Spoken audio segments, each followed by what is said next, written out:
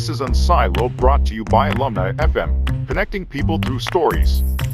Welcome to unSILOed. This is Greg LeBlanc, and I'm here today with Finn Brunton, who teaches science and technology studies at UC Davis. And as I was saying, you used to be in a role where you were teaching media, culture, and communications, which sound very different, but in fact, have huge overlaps. And you're also the author of this book, Digital Cash, The Unknown History of the Anarchists, Utopians, and Technologists who created cryptocurrencies. And before that, you wrote a book on spam called Spam, A Shadow History of the Internet. Welcome, Finn. Thank you so much for having me. Now, what I liked about this book, this recent book, is that, I teach a course on cryptocurrencies and blockchain, and I've been doing that for a couple of years. And one of the reasons why I was attracted to teaching this topic is because it lies at the intersection of a lot of my interests. I'm interested in financial innovation, I'm interested in databases, and I'm interested in kind of theory of the firm and contracting. But there's a whole nother thread, which I probably spent a lot of time talking about in the class, which is this whole idea of, social constructs and stories and narratives, and, how money is in many ways it's a work of fiction, it's a work of art.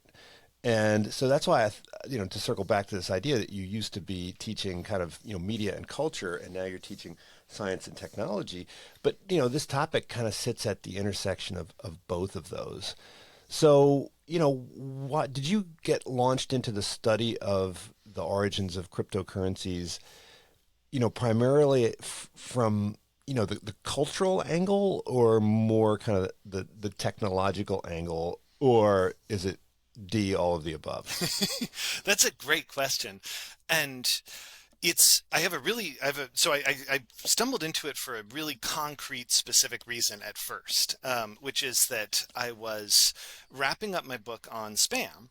And one of the things about spam that I think is not kind of widely understood is that the real weak point for spammers is money, specifically banking, right? Because we tend to think about spam as like, how would you fight it? Well, you'd have to develop much better email filters. And obviously that's really important. But the real choke point for a lot of spamming operations is you've tricked someone's grandma has been tricked into, getting an iTunes gift card or sending you their debit information front and back.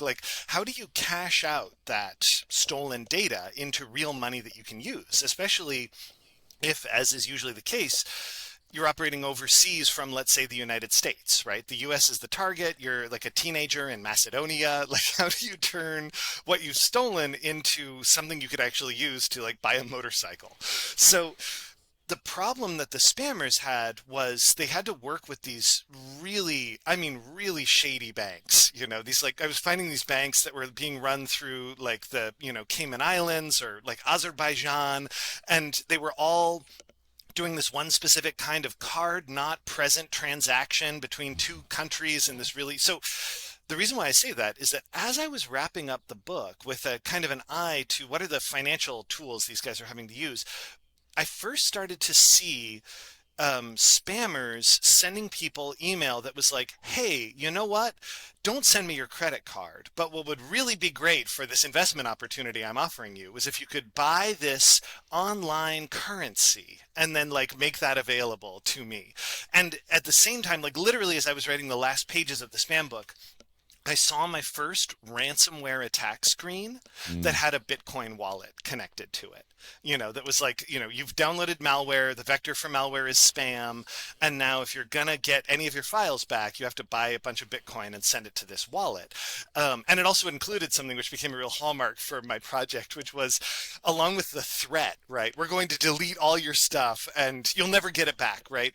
Along with the threat, there was then this helpful explainer about what Bitcoin was and how you could use it to here's how to set up a wallet, here's how to get on the blockchain, here's how to do X and Y and Z. So it was just this moment of suddenly being there's something really interesting here. And I don't think it's a sequel to the spam book. It's this is a new kind of technology, right?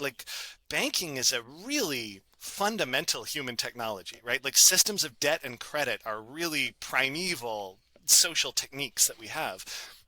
this is something that seems new and different, and it is being adopted by this really bizarre community of like online spammers and ransomware guys.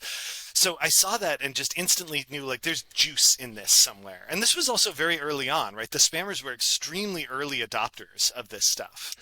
So I saw that and just felt like there is something here that, to your point, speaks both to a new technology with some really interesting implications, but also to a new vision of the future. Right, a new narrative, a new story, and that's the other big thread, obviously, in the book, and for me, with crypto as a whole, is that it's a really good example of how to get certain kinds of technologies off the ground, you can't just like build the tech. You have to tell people about the future in which the tech is going to do something of value for them, right? And that kind of storytelling, that media work is for me where the rubber really meets the road of these kinds of new technological ideas. And I saw both of them in crypto. Yeah, I mean, the whole crypto movement, if we could call it that. I mean, I'm always wondering, how will historians look at this, right, a couple hundred years from now? I mean, obviously the technology of money will certainly evolve, but I think the whole kind of crypto movement will be viewed almost, it's kind of like I don't know, a millenarian movement, right? It's a group of people who have a vision of the future. Now, obviously, there's just a bunch of people who are just playing around and trying to get get money quick kind of things like the dot-com boom or anything else. But at the core, there are these folks who have this vision, this libertarian vision, right, of removing themselves from the state in some way, and of course, the problem with any kind of quote anarchistic movement is that they don't really have a good answer for how to deal with crime and how to deal with kind of bad actors. I mean, do you think that this movement is reflective of a long-term strand in American history, right? We've always had these folks that are very suspicious of government. You mentioned like the Gadsden flag, right? And I think you went to one of these events in like New Hampshire and stuff where people were talking about all the different ways they could, outsmart the government and so forth. I mean, how essential is that viewpoint to the origins of this movement? I think it's fundamental. It's foundational. Like, I mean, my core argument in the book is that there's essentially four separate but pretty closely related kind of ideological strains that thread together to make the history of cryptocurrency. And we can go through all of those at some point if you'd like, but the largest one is American libertarianism, and I want to specify that not just to say that movement, but for anyone who knows American libertarianism, it's like, well, which one are you talking about? Because there's the joke that I heard a lot when I would hang out at these libertarian enclave events was that if you get n libertarians in a room, there's going to be n+1 definitions of what they think libertarianism is. So I say that because one of the really interesting things about looking at crypto is that it's a family of technologies which has to negotiate all these different ideas about what money is and about what the goal should be and so on. But that leads to some of the sort of inconsistencies that we see, I think, in the clashes over how crypto should work, right? Like, is the number one most important thing that it is scarce and like is the most important thing that it's like gold, or is the most important thing that it's ultra private, ultra secret, unsurveillable? Is the most important thing that we should be able to casually transact it for small activities, or should it be like some kind of collateral that lets you step outside of how the state functions? I say all of that to say that all of these different agendas for what the technology should do represent different threads in libertarian ideological ideas about what money should be and how society should operate. So that's part of what makes it so fascinating, is that it's this very new technology, right? I mean, parts of it are quite old in tech terms, right? They go back to like the 90s, 80s, in some cases even the 70s. But like I think the oldest citation in Nakamoto's original Bitcoin papers from like 1955. But the roots of it, of this, most of it is very new, and the roots of it go very old in American culture. I mean, one of my favorite sort of threads in this whole story was how many people who were tied into the history of the development of crypto had actually cut their teeth as people who created something that not a lot of people have ever heard of, which was digital gold currencies, DGCs. In the 1990s, these were not just like the first, they were actually kind of the best for a long time, right? Like they beat PayPal. They were earlier than PayPal. They were in many cases, better for various values than PayPal. Like they pioneered all this stuff, microtransactions, like super early sort of smartphones back when they were personal digital assistant transactions. They were doing this, and these were based on, and these were based on gold, right? I mean, yes. There was this huge, during the 70s in particular, right, with the rise of inflation. I mean, there were a lot of people on the political fringes, maybe not even on the fringes, who were talking about going back to the gold standard, yes. right? And people were minting gold. I mean, I think that one of these folks was actually appointed to the Fed board by Donald Trump, right? I think it was Judy Shelton, wasn't she? She was like a gold bug, right? Yeah. Back in the 70s and 80s. So this was but gold is physical, but the minute you try to go and spend it, you realize how awkward it is. And so you're I mean, even like today, the minute you try to spend Bitcoin, you realize how awkward it is, and so you immediately gravitate towards a wallet. And so these e-gold initiatives were essentially giving people the ability to transact based on gold without having to lug around the gold, right? Yeah, exactly. And you're absolutely right. Like a lot of these people were folks whose like not just sort of philosophically, but like literally biographically, their roots went back to like 70s gold standard stuff, and then even deeper, right? Like one of the key digital gold currency guys was I hesitate to use the word radicalized, but he was pretty radical. But he was like reading doctoral theses by students of, Friedrich Hayek about the importance of creating like private precious metal backed banks from the 1930s. What they all had in common, though, was exactly what you described, right? They recognized that like we ideologically, economically think that the precious metal standards are the only way for a currency to be reliable in the long term and provide all these various benefits that you can't get out of central bank currencies. So we're going to create that, but we also recognize that the biggest hurdle is the physical problem, right? So we are going to create these online platforms so far ahead of their time, right? Like the web barely existed, but they were going to create these online platforms where they would have, pallets of gold and silver in, Idaho and Dubai and London. And then you could own a portion of those on this online platform. And then you and I could actually do these transactions where I would say, hey, I want to, pay you for consulting services, set up an account on this site, and I will transfer 3 grains of this gold bar to you, and blah blah blah.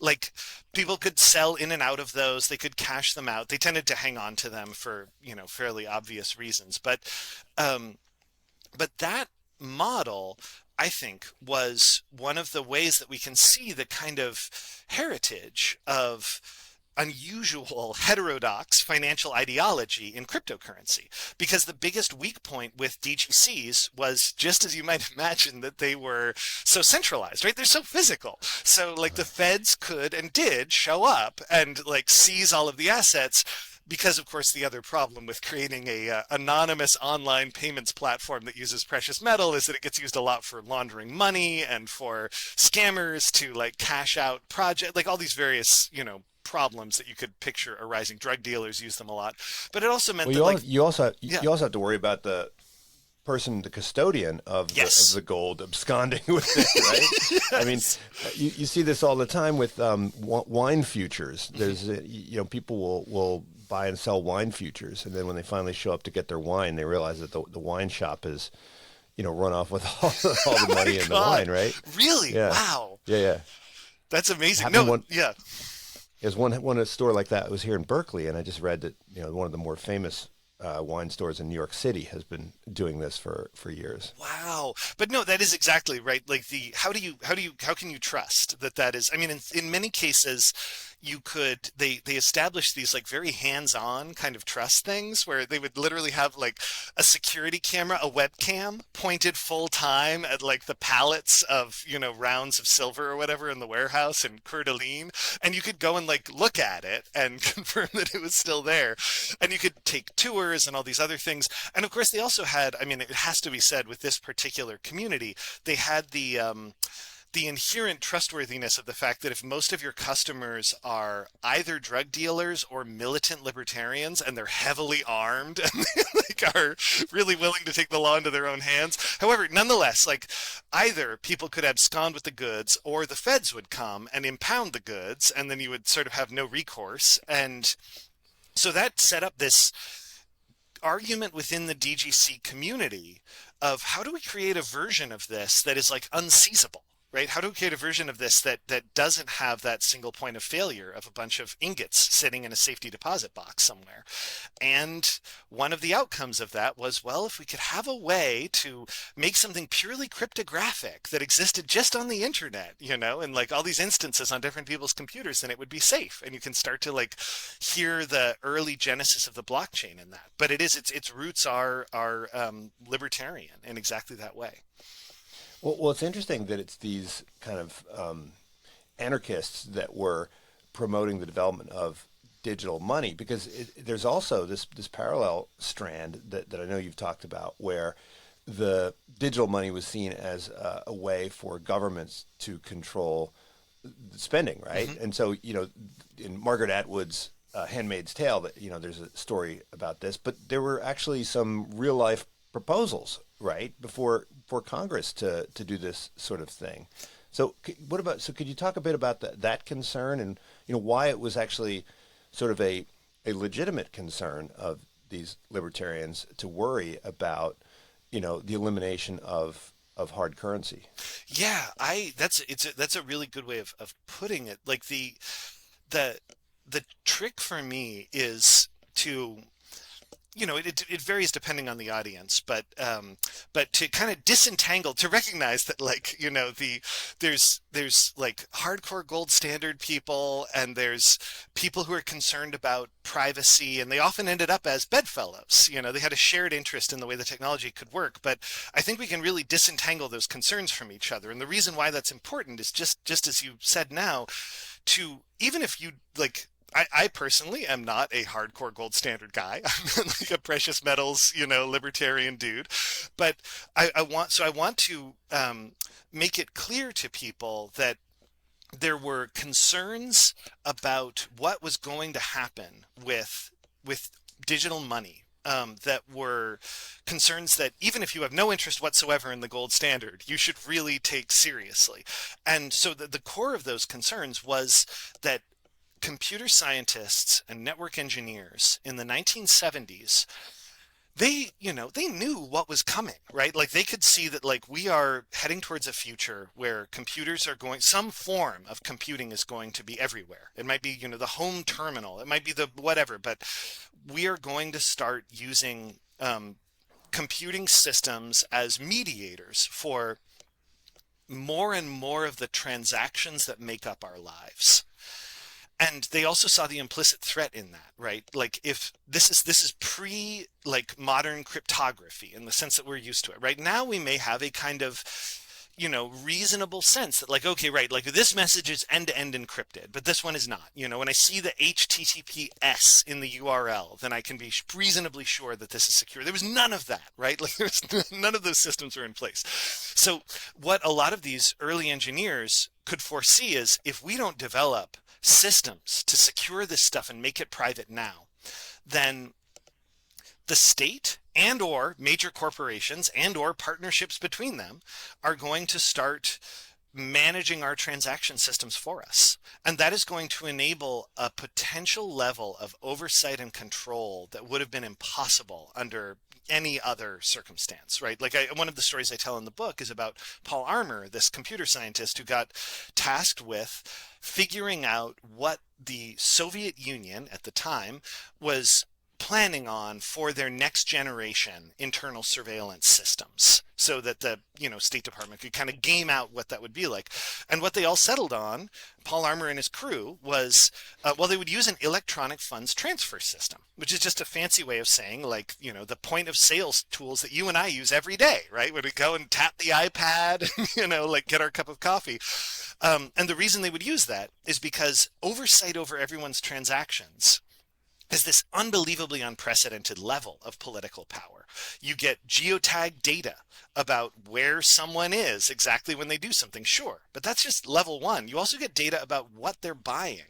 And if you have information like that, if you think about money as something that exists only on the network, then you could start to do stuff like, say, for this person, this specific individual, you, with your specific debit card, your money will not work for certain kinds of purchases, because the state doesn't want you to travel, like food stamps, right? So we say, okay, you can buy, lima beans, but we don't want you buying Coca-Cola, right? And so your food stamp card isn't going to work. Yes, yeah, exactly. And that's like a real world example of like how this is, no rotisserie chicken for you, no prepared food. You can only get like certain categories of things.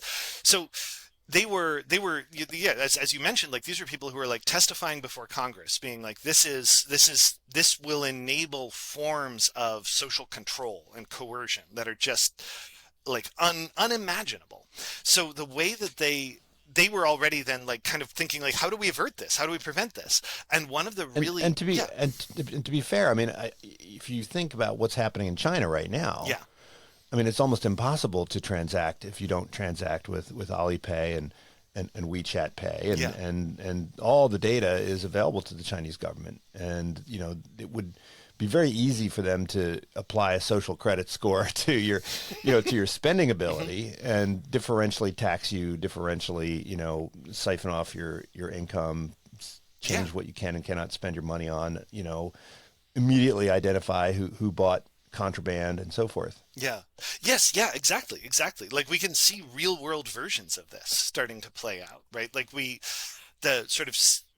saw kind of preludes to this in some of like the state managed economies of the 70s and 1980s, in that you could do things like, say, like for you to get a car, you're going to need to like do the following favors for the Stasi. Like you're going to have to like play ball, and just imagine that, as you say, like expanded into every area of life. And we can definitely see like versions of that in China right now. We can see also versions of that, to take a slightly different tack, in the sort of internal, like one of the kind of other ways to think about this threat is when we think about the internal like payment tools, the kind of money that is presented to us by companies, right? Where it's like, oh, I get points on my card, but I can't spend those points during these blackout days. I can't transact the points with somebody else. I can only spend the points at selected retailers, right? Like imagine that applying to like all the money that you have. That was part of what they were afraid of. And we can see that they were right to have been afraid of it. Of course, all of the decentralized apps that are proposed have the same characteristics, right? Yes.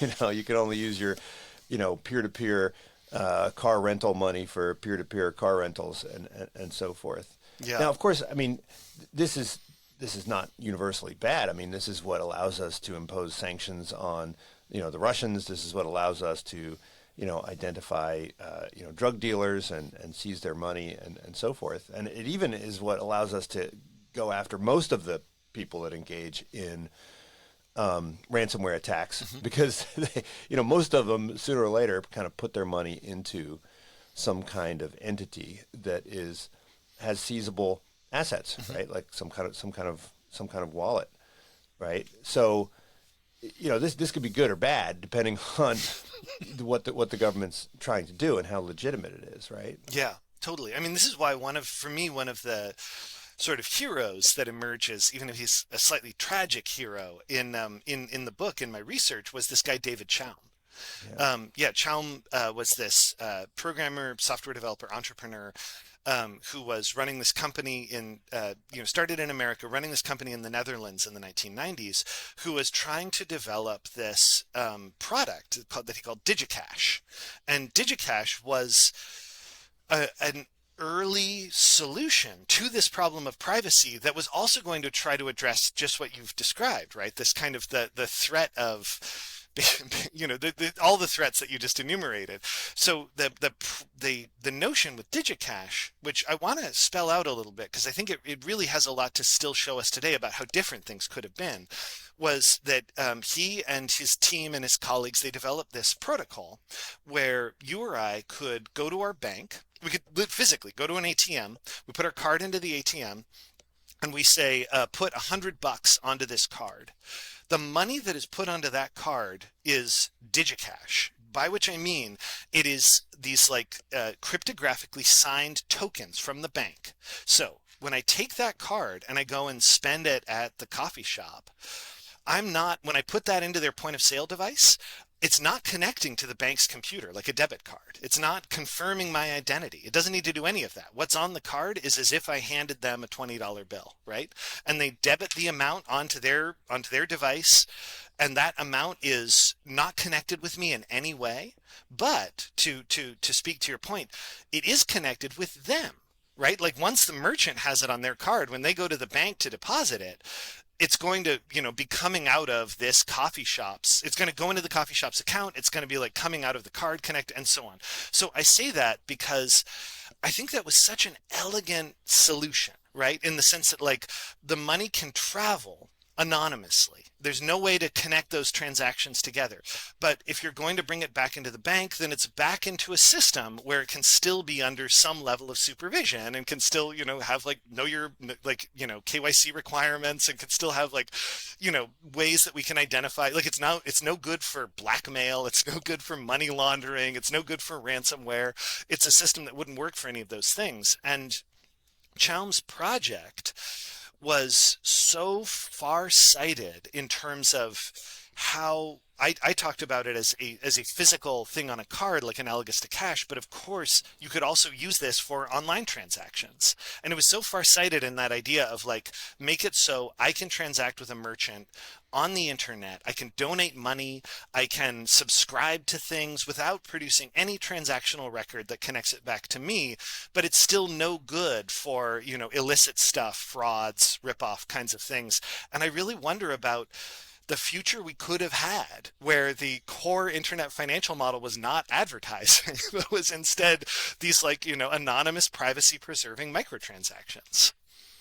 Yeah, it's kind of, there's now a bunch of cities that are passing laws mandating that merchants take cash. Yeah. And I think this is driven primarily by concerns about the unbanked, but it could also be to protect some elements of privacy. And there's a little bit in the book about how we kind of deal with the potential for counterfeiting in paper money. And, we have all these threads and little holograms and, all that kind of stuff.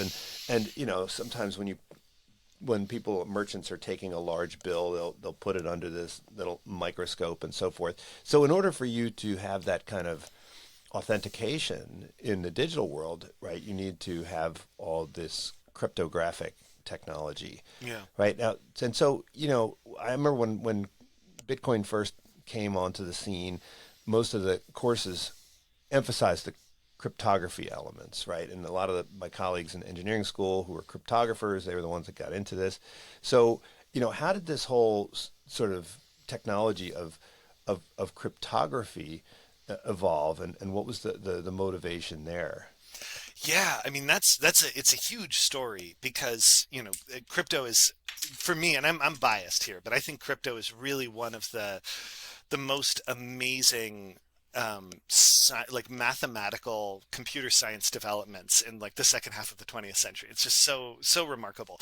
But rather than kind of telling the full sweep of that story, which could, you could spend your whole career studying the history of crypto, I want to sort of capture the really like the functional problem that they were trying to address, because it also feeds into what cryptocurrency then becomes.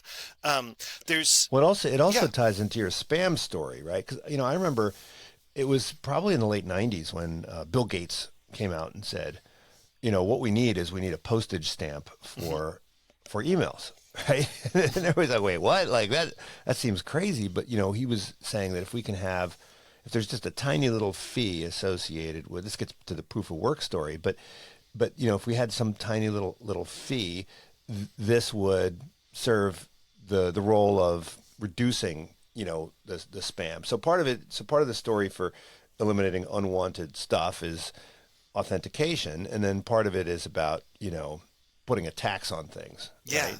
Yeah, totally. That's a really good place to start to kind of explain the ways that people started trying to figure out how to use cryptography, right? Because like there's a wonderful detail in, I think it's Andy Greenberg's book about WikiLeaks, which also includes some wonderful stuff in it about the history of cryptography specifically, where he quotes someone he interviews as saying it's as though they had found like a crashed UFO. Like cryptographers just had all these like amazing counterintuitive tools that you were like, this is like, where the hell did this, I mean, we know where it came from, we know how all the math works, but you could still imagine just kind of looking at it as like this alien technology. Where did this come from? You're telling me that you have a lock which everyone can like study, but which only a single corresponding key can unlock, and the key and the lock are actually somehow related, such that like the key can then authenticate something in such a way that only the lock can, like, it's really remarkable and really bizarre. And one of the most bizarre things that comes out of the sort of the study of cryptography is the what are called hashing problems. So I'll explain this very, very briefly, and it ties us back to Bill Gates, it ties us back to the postage stamp, and then ultimately to cryptocurrency. But hashing problems actually have this really interesting history that has to do with the hard drive. So when you think about early hard drives, we're all sort of familiar with what they look like, right? It's like this big platter with this head moving around on it. Mm-hmm. And one of the problems when you start to think about it is, okay, so my computer is storing information on this hard drive. How does it know where to find the information? Like physically, where does the head move to like look for it? And the same problems applied to like these early tape drives, which are like reel to reel tape. It's like, where is the data? It's scraping back and forth. So you can see how this, like, if you don't figure this out, the time it takes to get something is going to be so onerous. You can just imagine hitting like Control S on a Word document and then just grinding, trying to be like, where's the original version? What do I update, etc. So one of the sort of challenges that they faced, one of the solutions that these engineers came up with for how to solve it was, well, what if we had a set of algorithms that could take the data and then could like produce like a little summary of it, a little digest. But the best way to do that is not to come up with what we would think of as a summary, right? The first sentence or whatever, but to instead have some set of algorithms that slices and dices the data and spits out some tiny string of just like letters and numbers, but they correspond to that specific file in some really precise way. So the reason why this is kind of miraculous is that the algorithms that they develop for doing this are so effective. They're called hashing algorithms, literally in the sense that if you like order hash in a restaurant, right? It's like the chopped up version of something. It's all mixed together. So hashing algorithms are shockingly effective. So I can make a hash. I can generate a hash from Moby Dick, right? And it's going to be some string of letters and numbers. Now, if I go into Moby Dick and on page like 237, I change a single letter in a sentence, the hash will be different that I produce from that changed version. So you can start to do things, and we actually do this often without thinking about it. The machines handle it for us, where you can like download a file, and with that file, you can download the hash that corresponds to what the file should be. And if the hashes do not match, then your computer can be like, something's wrong. This file you've downloaded, something has been changed in it. Something is different. Something's corrupted. It's been hacked, whatever. So The other thing that you can do, one of the many other things that you can do with hashes that's really cool, is that you can say, what if we have a class of hashes where I can give you a file, and then I can say, I want you to manipulate this file in various ways until you arrive at this hash that I've provided for you. So this, you can imagine, right? This can be a nightmare. This can be like I like to think of it as like a Borges story. Like I give you a copy of Moby Dick, and I'm like, and here's a hash that corresponds to a version of Moby Dick that is slightly different than the one I've given you. So you just need to start going through and changing things until you figure out the right version to correspond to that hash. So people like kind of found this tool, and then we're like, what do we do with this aside from like making, you know, a nightmare volume of labor for a computer to do? Like, what is this useful for? And that's where people started to try to apply it to the problem of spam. Right, so you can now start to think like, okay, well, if I have an email, I have an email that has like the text of the email, the subject line. It has the timestamp when it was sent. It has the from and to addresses. It has all these things that make it into like a unique file. And then with that email, I can give you a hash, and I can say, you need to change this email in some way so that it corresponds to this hash, right? Because it's not going to match up with the original. You've got to like do some stuff with it. And then I can make that hash that I demand of you arbitrarily difficult. So I can say, I want you to take this email and then turn it into a hash that has a 0 in it, or 2 zeros, or 5 zeros, all one after another. And each of those is going to escalate the difficulty of how many times you have to go into the email and be like, okay, what if I do this to it? What if I do that to it? What if I do the following things to it? This is not exactly how it works, but it's a good analogy for it. So the reason why this is useful is that you can then say to spammers, well, my email inbox now has a rule, which is that when I receive a message from you, it has to have a little hash attached to it that has the following properties. Now, if we make the hash not too hard, then you and I will never notice that this is happening, right? We'll send emails back and forth. Our computers will do a little work for me to send an email to you. I have to do a little bit of work to make it match up to some weird arbitrary hash and then send it your way. It takes a microsecond. But if you're sending out 1 million emails a day, then suddenly your computer is like grinding to a halt trying to do all of this labor, right? It's going to rate limit what you're doing. It's going to throttle your activities. So people propose this as, a kind of postage system where you have to like do this little bit of additional computational work that won't get in the way of normal emailing activity, but will get in the way of high volume activity. Now, one of the people who, lots of different people develop versions of this idea, but the one who's really pertinent to our story is this guy named Adam Back. He comes up with this concept. He calls it hash cash because it's like a tiny, the work can be thought of as like a tiny bit of money that you have to, it's a little bit of electricity, a little bit of time from your computer, only becomes a problem if you're doing stuff in huge volumes.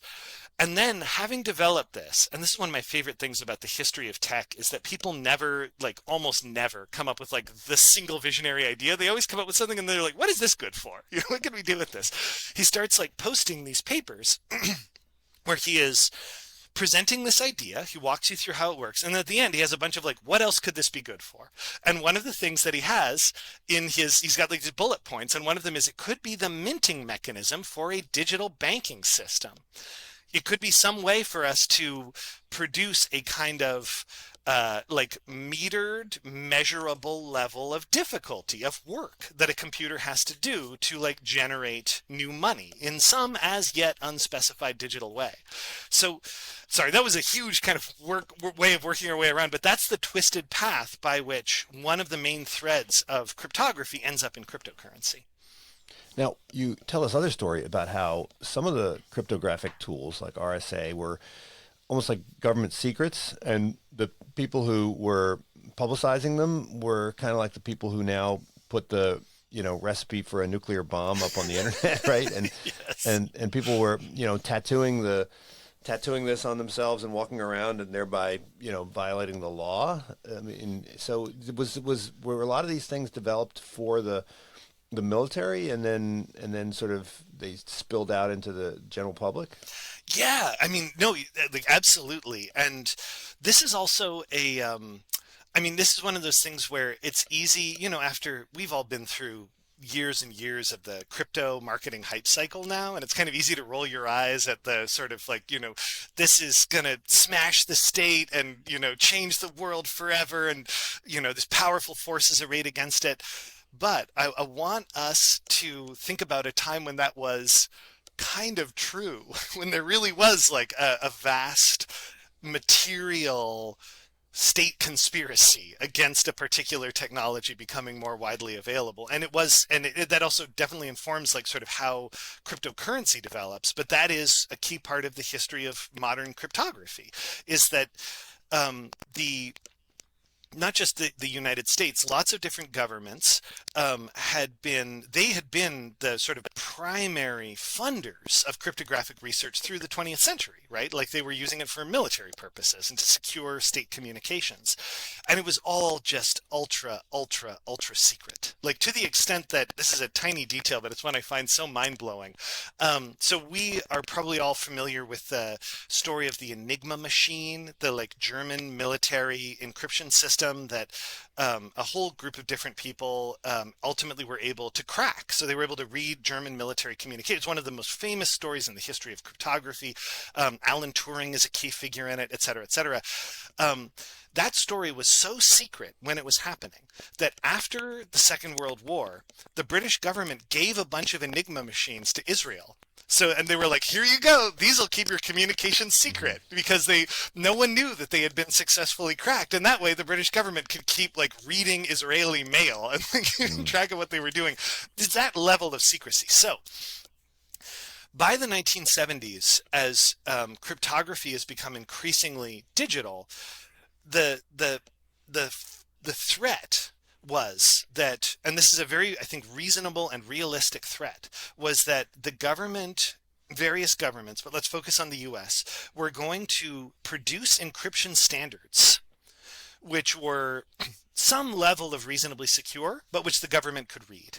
Right? Like they would have backdoors into them. And we have a lot of evidence for this actually being done by like the NSA co-developing encryption standards and then giving them to businesses and being like, here, if you want to like, work with American businesses, here's the secure standard that you use and we can read all of it, So these cryptographers were having to figure out how secure cryptography could work under really genuine threat. Right, under with their activities were getting them surveilled and like put on lists. A lot of people who were doing this work were unable to ever talk to anyone about it. Cryptographers were like these sort of rogue cryptographers, many of whom came to call themselves cypherpunks, were like having to like go into like libraries and find like by chance the one copy of this document that had not been like pulled after they figured out that it was mathematically significant for cryptography, and then like share it with other people, reverse engineer breakthroughs and discoveries.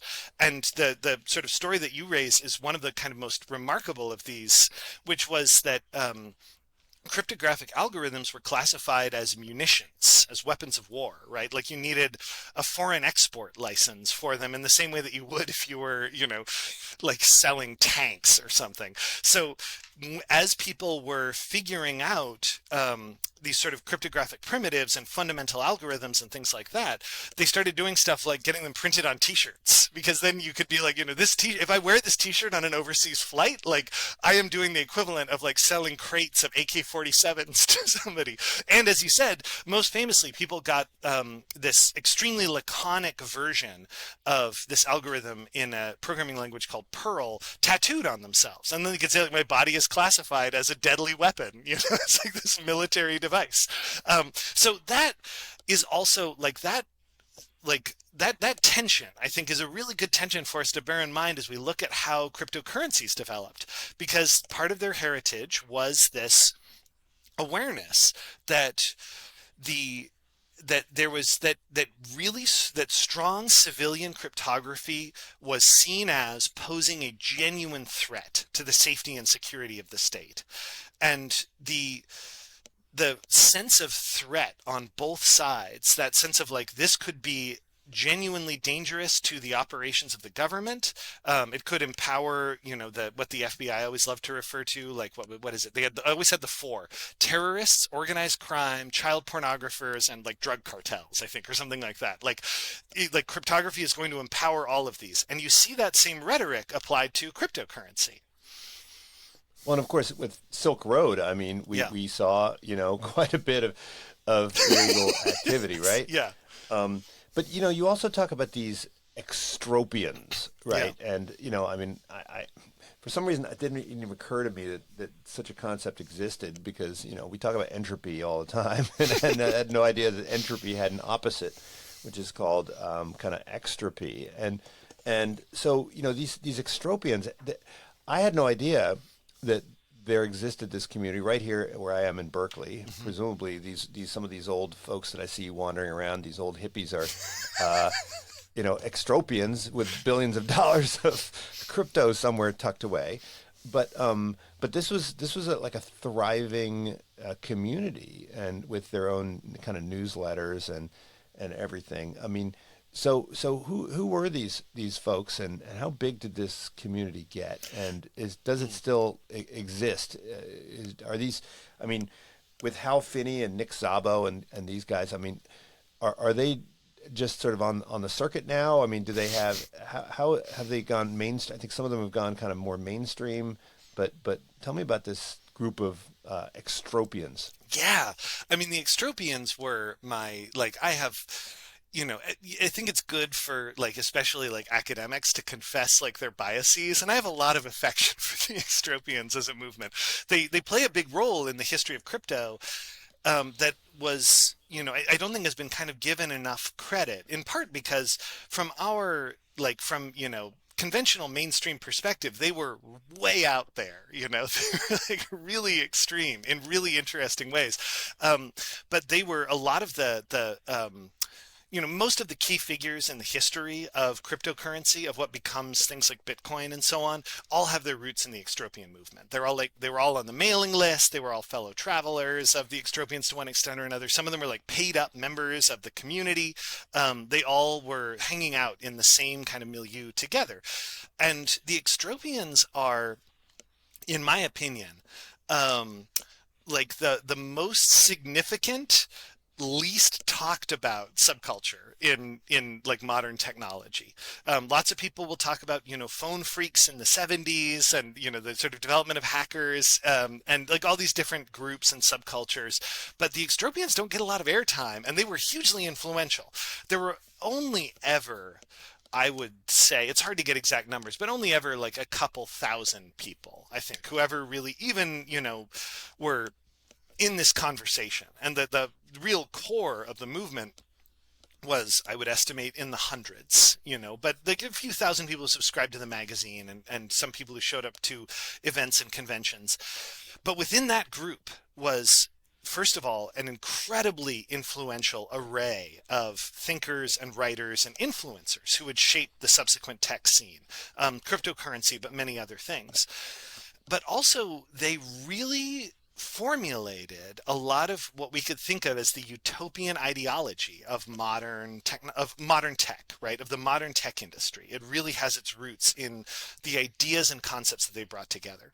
So their premise, as you've mentioned, was being the opposite of entropy, right? They had this kind of core group of philosophers and writers and tech developers, but they were kind of a little bit less hands-on and more theoretical in their approach. People like Max Moore and Tio Maro.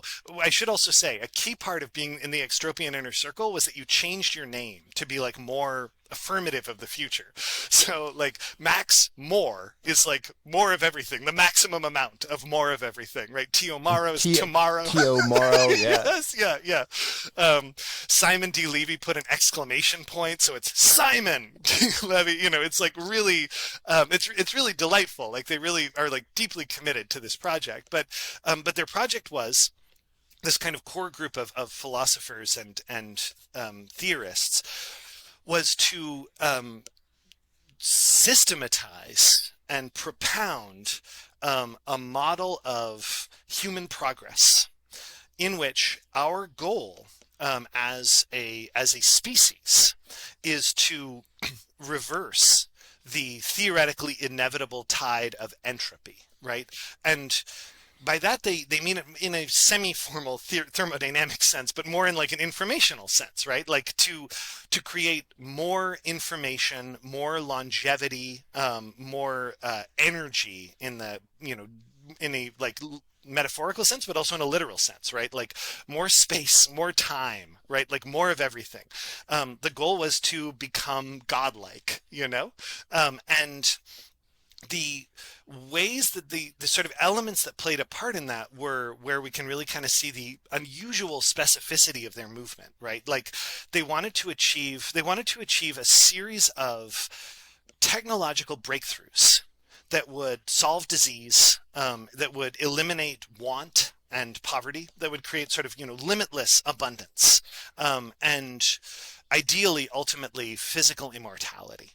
So how do you go about doing that, right? Like it's one thing to have that as a goal, but how do you actually kind of go about reversing the universe's tide towards, you know, aging and senescence and death? You do that in a way that is partially economic, right? So, and this is where we really are going to start to see the early like cryptocurrency thread in this beginning to appear. You do it by, you know, by propounding this philosophy and spreading it to the world, right? This kind of framework that these incredible breakthroughs are possible and we can get there. But you also do it by creating a financial context which incentivizes those breakthroughs. So their approach was one of acceleration through this really idiosyncratic libertarian monetary system, right? So you start creating these like new kinds of money, new kinds of investment vehicles, new kinds of like banks and banking systems, all of which are oriented towards figuring out how to put your foot on the gas of technological innovation. And in many cases, that is going to involve, not to put too fine a point on it, doing stuff that is extremely like dicey, right? You're going to have to start like finding context where it's like, how can we fund medical research that is going to just blow past the FDA's approval process? You know, how are we going to start identifying and pushing for breakthroughs that are going to so radically disrupt existing industries that like every incumbent in the world has a reason to fight them? Well, one of the ways you do that is you kind of develop your own economy. You develop your own like innovation financial economy that can find ways to reward people for choosing the most ambitious possible goals and going after them and pursuing these like often very unorthodox approaches to everything from moving into space, to human longevity, to the development of artificial intelligence, to nanotechnology, right? Like all of these different areas, they were like, how can we amplify and accelerate all of these? One key thread in their project, which ended up becoming more and more prominent as time went on, was if you really believe in this model, right? This model that like we are about to attain a cascade of breakthroughs that will, make it possible for people who are alive today to live forever, right? To live forever in this, to become these sort of godlike beings traveling through the universe. Then what if you are one of the last people to die before that happens, right? You don't want that to happen. So an increasingly significant part of the Extropian project, along with all of these other longevity techniques, calorie restriction diets and special injections and exercise and all this other stuff, became investment in cryonics, right? So having yourself frozen after your death, or as I learned to call it when I started meeting with cryonicists, your metabolic coma that you go into when you are technically deceased, but where you are frozen and could therefore in this future be revived and have your consciousness extracted and put on a computer or whatever. So this Extropian model may seem like totally out of left field relative to cryptocurrency, but it actually ends up really informing some of the ideas around how can we create alternative financial systems, alternative currencies and investment vehicles that will act as these motors for radically disruptive innovation. right? That will like be way more disruptive and out there than like VC, you know? Yeah. And of course, you want to have some money when you come back to life, right? So, Yes, so I was going to say this is one of the most amazing parts of it is that they keep having these discussions about effectively how can we build investment vehicles that will like allow us to, enjoy the wealth and benefits of the future when we are brought back from the dead. right. And I was wondering, like, so do you memorize your private key right before you get frozen, and then you gotta remember it when you get thawed out? Yes. I was trying to figure out how do you make sure that somebody doesn't run off with all your crypto and stop paying the bills on your freezer. It is a problem. Yeah, I mean, at some point you got to trust somebody. You got to Yeah. trust the janitor isn't going to pull the plug on you while you're, in the storage locker. Um, but what's interesting about this is that there are some things that have emerged out of these utopian movements. I mean, when we think of every time we dig into a bowl of cereal, right? I mean, the Kellogg's of the world. I mean, they were essentially, Kellogg was running sort of a, I don't know, like a religious cult, right? Back in the day, and the idea was and cereal was sort of a part of the diet within this cult, and then of course now Kellogg's is a multi-billion-dollar consumer products company. But there are other kind of utopian movements that have left behind very little, and I think you mentioned a couple of them, right? Yeah. That have degenerated into like furniture stores, and then Yeah. when you buy a piece of Shaker furniture, I mean it's a remnant of this fairly large movement that took place back in the 18th century. So, is this utopian movement? Are they going to leave behind? Is it going to be like a furniture shop they leave behind, or is it going to be something more significant like cereal? I mean, do you think that they really did enable thoughts and technologies around new ways of transacting and new ways of storing money that we should assign credit to these folks? I do think so. I think the extropians are I think they are in the spirit of, and everyone has probably heard this quote. It's a little cliched, but I still really like it, by Antoine de Saint-Exupéry, about if I wanted to build a boat, I wouldn't like go around, corralling a bunch of people, get them to cut down trees, and do that. Instead, I would get a bunch of people to dream of the sea. I would get a bunch of people to imagine the glory of going to sea. And I think there is something to that, right? Like, even if we want to stay really grounded, without getting super speculative, a key part of like the cycle of capital and credit is, promises of the future, right? Is being able to sort of sketch out a vision of what could be that can create investment and, create a loop that can allow you to grow some value. So the extropians, I don't think like they've created a number of or helped to sustain a number of institutions, primarily around cryonics, which is not necessarily at the level of breakfast cereal. But I think what they've done that's more significant is really shaped a culture of the future that has driven a lot of not just like attitudes in terms of how we think about Silicon Valley as investment or even as industry, but as a zone of fantasy where people were, and I don't mean fantasy in a pejorative sense, right? But as a zone where it was possible for people to imagine these profoundly different futures that could then like feed back into developing things in the present. So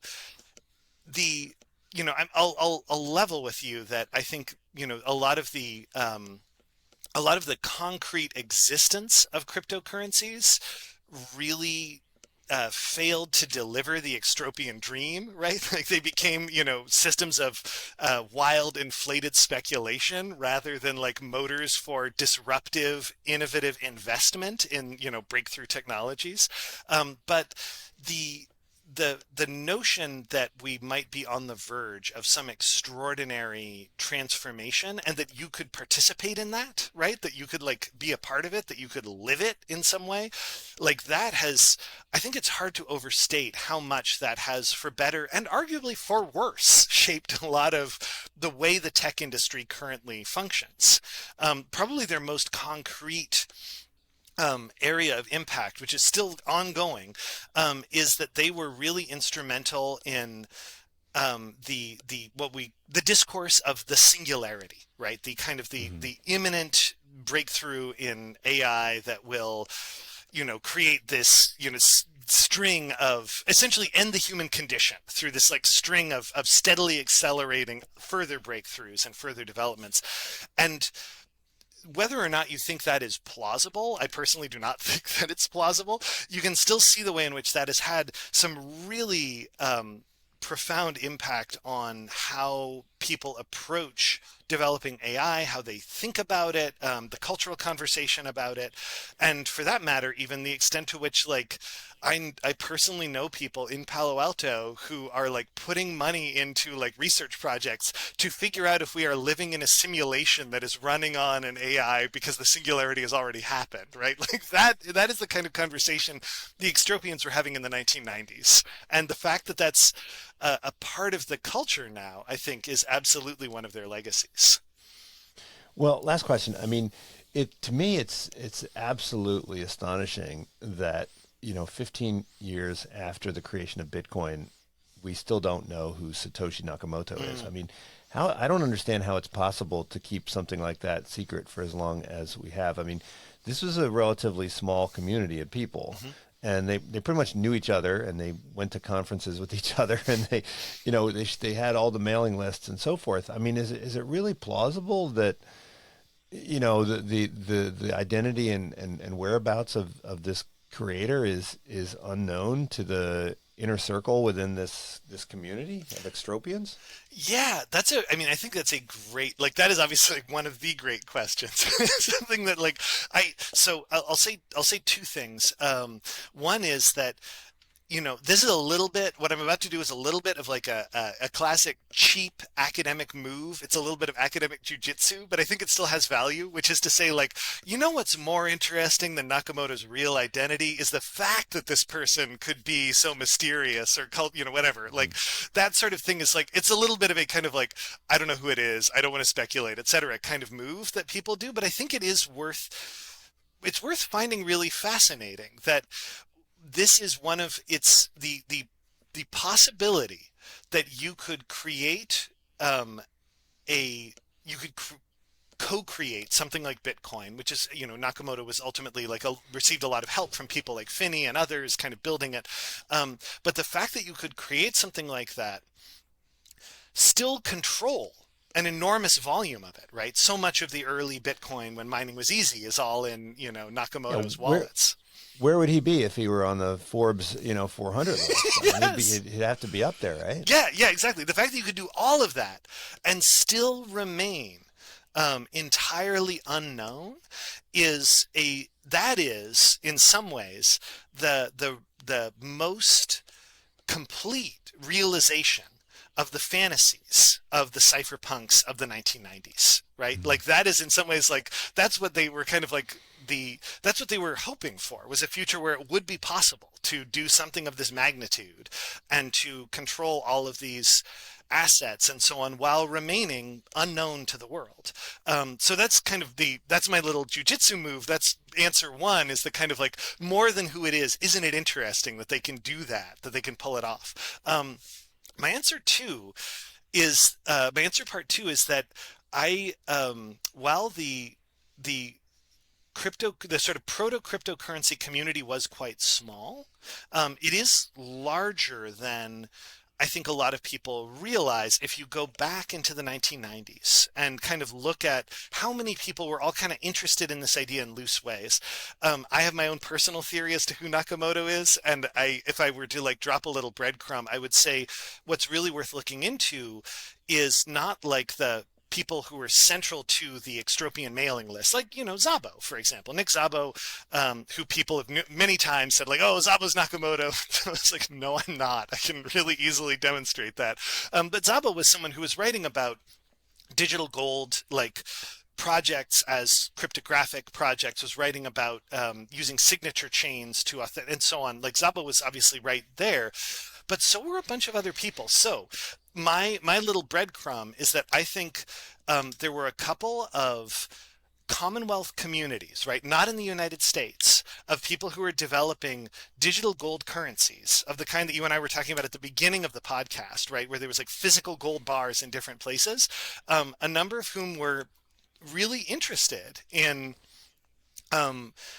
if you could develop a cryptographic analog for a DGC. And if I were looking for Nakamoto, I'd look in that group, because they, they went really quiet after the DGC boom kind of wound down in the early 2000s, but a bunch of them are still around. Also, I think pertinent, this is my own personal guess, is that a bunch of them have passed away. Because they were already reasonable age when they were in their heyday working in the 90s.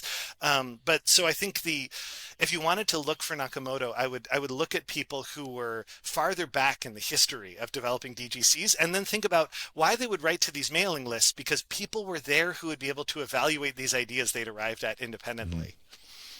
Well, we didn't even talk about the people who are trying to set up their own independent countries. Yes. Oh my God. Yeah. It's a whole other story there. Yeah.